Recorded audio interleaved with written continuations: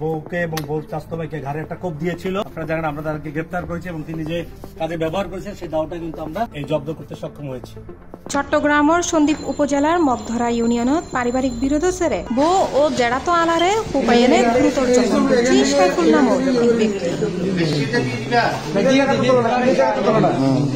অক্টোবরের 11 তারিখ শনিবার রাতে 10টার দিকে মগধরা ইউনিয়ন 6 নম্বর ওয়ার্ডত অরুবাড়ি ঘটে।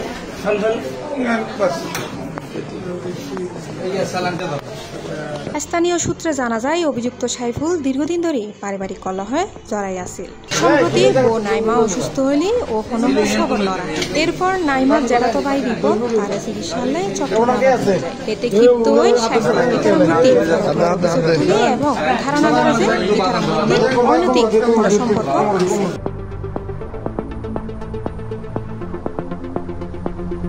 শনিবার রাতে বিষয়গানরে কেন্দ্র করে তুমুল বাকবিতণ্ডার এক পর্যায়ে সাইফুল ক্ষিপ্ত হয়ে প্রথমে রিপন এবং পরে নাইমারে ধারালো অস্ত্র দিয়ে হুপায়নে গুরুতর জখম করে। স্থানীয়লে দ্রুত ইতারারে উদ্ধার করে সন্দ্বীপ মেডিকেল সেন্টারে প্রাথমিক চিকিৎসার পর আশঙ্কাজনক অবস্থায় চট্টগ্রাম মেডিকেল কলেজ হাসপাতালে পাঠানো হয়।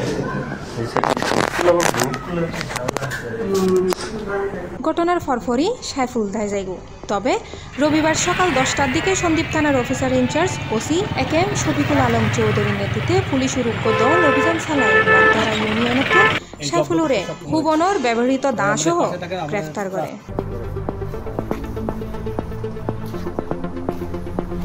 এই বিষয়ে ওসি শফিকুল আলম হয়, গতকালকে যে ঘটনাটা আপনারা অবগত হয়েছেন যে সাইফুল তার বউকে এবং বউর চাচাতো ভাইকে ঘাড়ে একটা কোপ দিয়েছিল। আপনারা জানেন আমরা তাদেরকে গ্রেপ্তার করেছি এবং তিনি যে কাজে ব্যবহার করেছেন সেই দাওটা কিন্তু আমরা এই জব্দ করতে সক্ষম হয়েছি। সবাই আমাদের পাশে থাকেন, আমাদের আস্থা রাখেন। যে কোনো ঘটনা দ্রুত আমরা রেসপন্স করবো, আমরা আসামিদের দ্রুত সময়ের মধ্যে আইনের আয়ত্তে নিয়ে আসবো।